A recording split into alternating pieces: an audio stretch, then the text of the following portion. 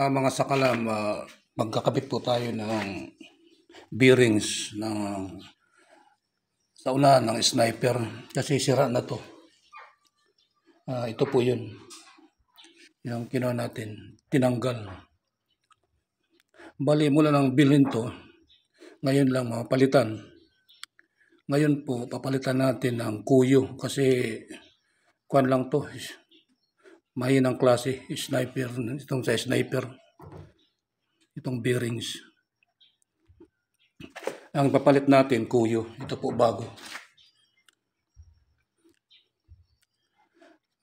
Ito, Japan to. Mas maganda to. Pero, para sa lingid sa kalaman ng karamihan ng mga nagpapalit ng bearings, meron sekreto dito para yung bearings tumagal ng 15 years. 10 years to 15 years. Hindi mo papalitan ng bearings. Ipapakita ko po sa inyo kung paano ang ideya para tumagal. Kasi itong grasa ng bearings nito, kunti lang. Tsaka wala itong oil sa sulod. Ipapakita ko po sa inyo mga sakalam. Ito po yun. Bali, unang gawin natin, tatanggalin natin to. Bali, ang number ng bearings nito ay 3,600. Yung number niya.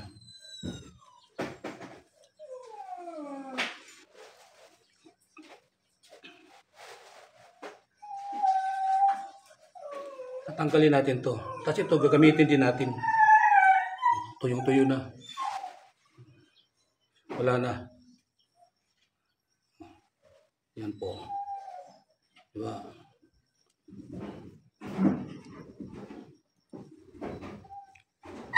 Bali ito, tapo na to. Ilinisan natin.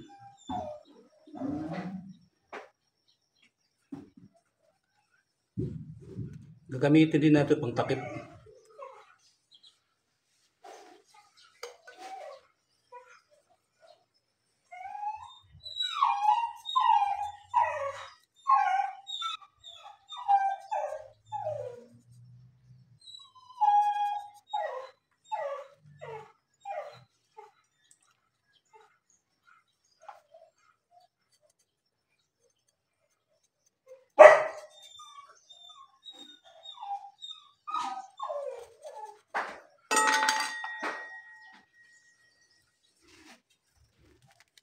Tapos ito tatanggalin natin. Napansin nyo, di ba bago to? Para tumagal, talagyan natin to ng malinis na langis, saka dagdagan natin ng grasa. Kasi yung grasa nito kunti lang. Hindi ito nagtatagal. Tatanggalin natin, original to eh.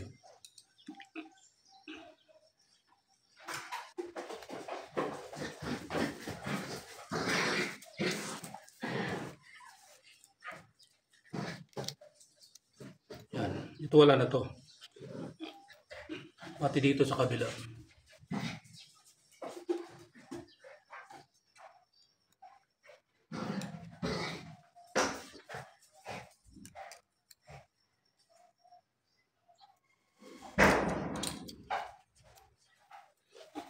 Kung mapapansin nyo mga sakalaman, ito. Diba? Kunti lang yung grasa niya. Pag ito kinabit mo ko agad, hindi ito tatagal. Iedad lang ito mga 1 o 2 taon, papalit ka na naman. Lalo na yung motor palaging winawashing kasi yung malakas yung pressure pupasok dito. Kasi kahit may kwanto dito gasket o tinatawag na o-ring, patagos pa rin kasi sa lakas ng pressure ng spray gun. Ang gagawin po natin dito, ito po. Talagyan mo natin malinis na langis dito muna. Kasi pag matagal yung ikot niya, iinit to eh.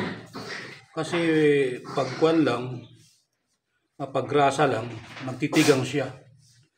Bago natin dagdagan ng grasa. Ito po yun.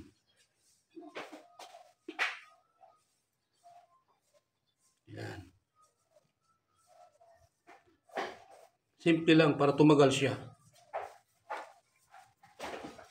Japan to.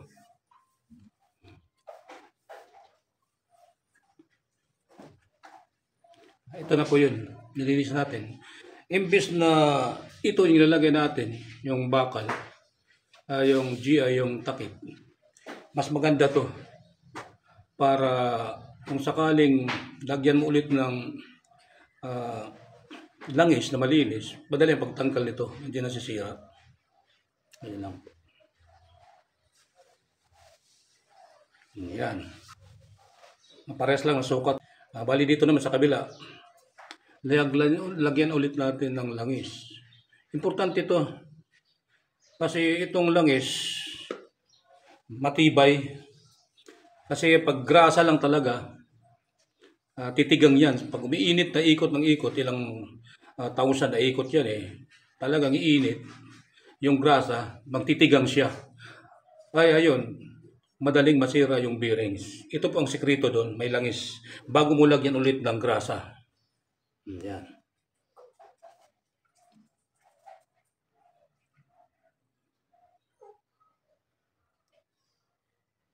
Ito, yung motor kong isa, yung XRM, 15 years na. Hindi ko pa pinalitan ng bearings kasi ganito ang ginawa ko Ito naman, sniper. Bago lang to, yung sniper. Siguro mga 3 taon lang to. Palit agad ng bearings.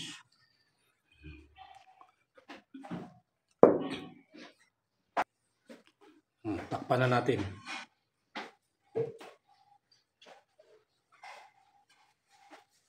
Ayan. Ganyan lang kasimple ng mga sakalam yung pag-improvise ng bearings para tumagal siya.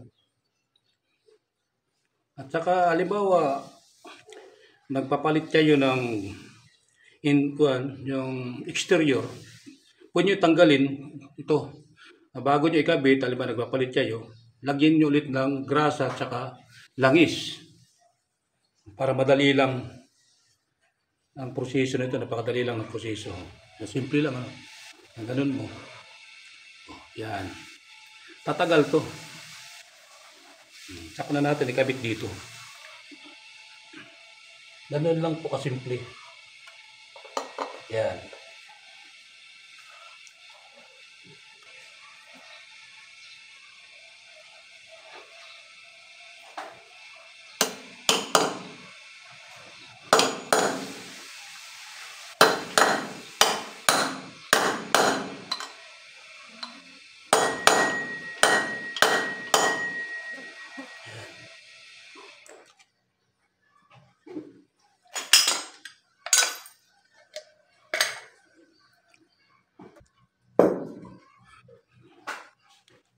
Mas maganda, lagyan natin ito ng grasa, kahit punuin, mas maganda.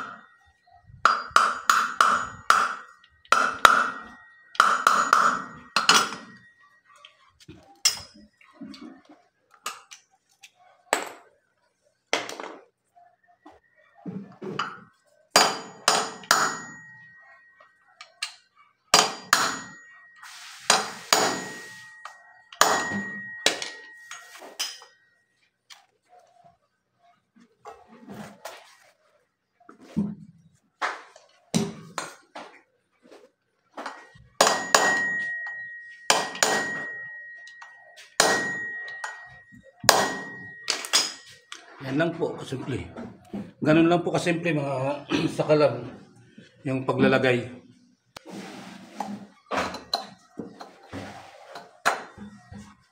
Ayun.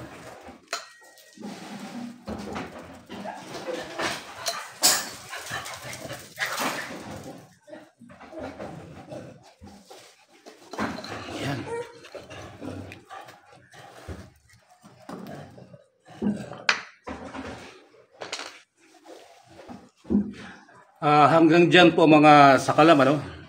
At sana po huwag kalimutan mag-subscribe at mag-like. Maraming salamat po. Sana po mayroon kayong nakitang kunting ideya sa pamamagitan ng pagpalit ng bearings ng mga motor. Maraming salamat po sa Diyos. Bye-bye.